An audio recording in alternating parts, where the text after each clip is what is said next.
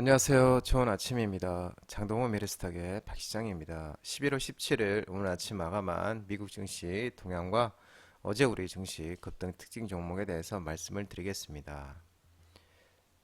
뉴욕 3대 주요 지수는 미국 경제 지표 둔화에 혼조세 마감했습니다. 다우는 0.13% 하락 마감, 나스닥은 0.07% 상승 마감, S&P 500은 0.12% 상승 마감했습니다. 미국 경제 지표가 둔화되면서 혼조세 마감했는데요. 이날 둔화된 미국 경제 지표에 주목을 했는데 지난 11일 날로 끝난 한 주간 미국에서 실업보험 청구자 수가 23만 1000명으로 석 달 만에 가장 많았습니다. 연속으로 실업보험을 청구한 사람의 수가 2년 만에 최대로 늘어났고요. 지난 4일로 끝난 한 주간 연속으로 실업보험을 청구한 사람들이 186만 5천 명으로 2021년 11월 이후 가장 많게 나타났다고 합니다.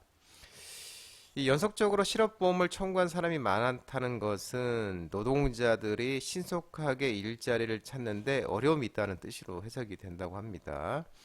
이제 다만 여전히 23만 명대를 나타내는 신규 실업보험 청구자 수는 노동시장이 여전히 견조하다는 것을 나타내고 있는 점을 시사합니다. 이게 이제 포인트가 되겠습니다. 또 미국의 10월 수입 물가는 전월보다 0.8% 떨어지면서 넉 달 만에, 네 달 만에 첫 하락세를 기록했고요.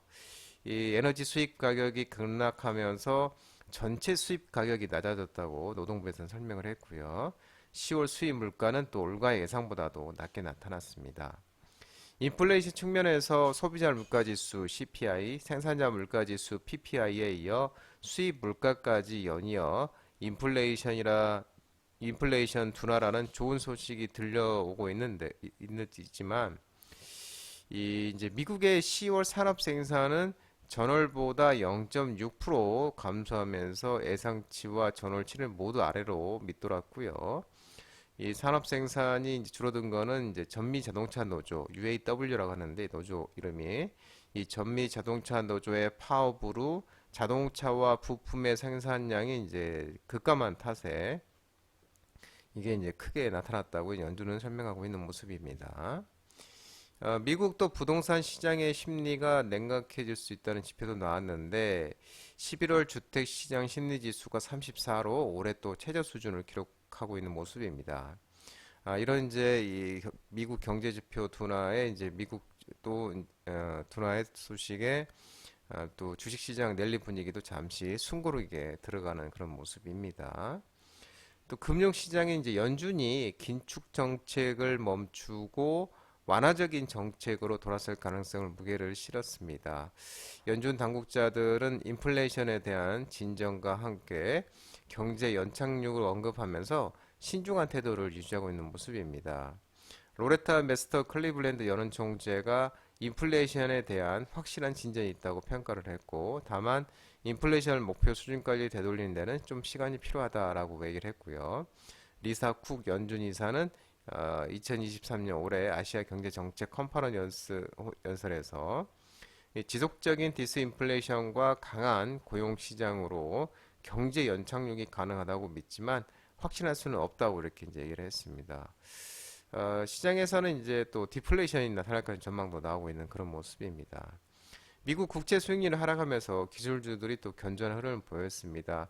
애플은 1%대 상승했고요. 엔비디아는 1.21% 상승, 알파벳도 1%대 상승 이렇게 상승했고요. 반도체 지수도 인텔이 증권사 등급 상향 소식에 6.75%로 상승하면서 이 반도체 모임 필라델피아 반도체 지수도 0.32% 상승하는 모습이었고요.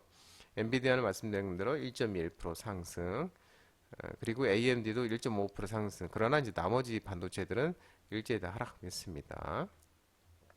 전기차는 이제 테슬라가 3.81%로 하락하면서 233.59달러에 마감했고요. 리비아는 4.93% 하락, 니콜라는 4.67% 이렇게 하락했고요. 루시드는 이제 새로운 전기차 스포츠 유틸리 차량 SUV를 선보이면서 1.42%로 상승하는 모습이었습니다. 유럽 주요국 증시도 최근 상승 랠리에 따른 차익 실현 매물이 나오면서 혼조세 마감했는데요. 독일은 상승했지만 프랑스와 영국은 하락 마감하는 모습이었습니다.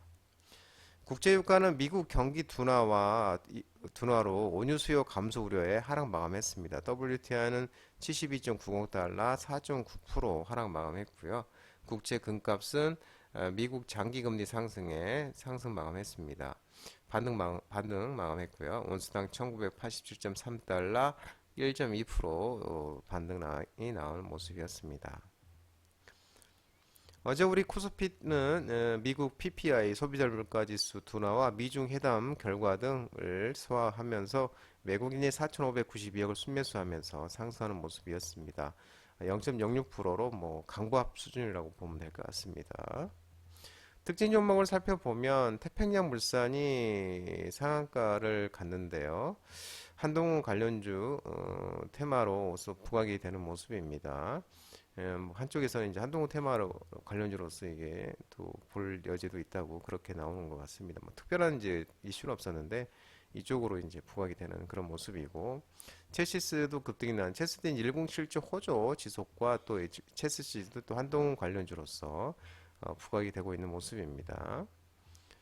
웅진이 이제 급등이 나왔는데 웅진그룹이 이제 이큐셀 2차 전지 장비 업체인데 인수 우선 대상자 선정 소식에 2차 전지 사업 지출 기대 모멘텀 지속되면서 어제도 급등이 나오는 모습이었고요.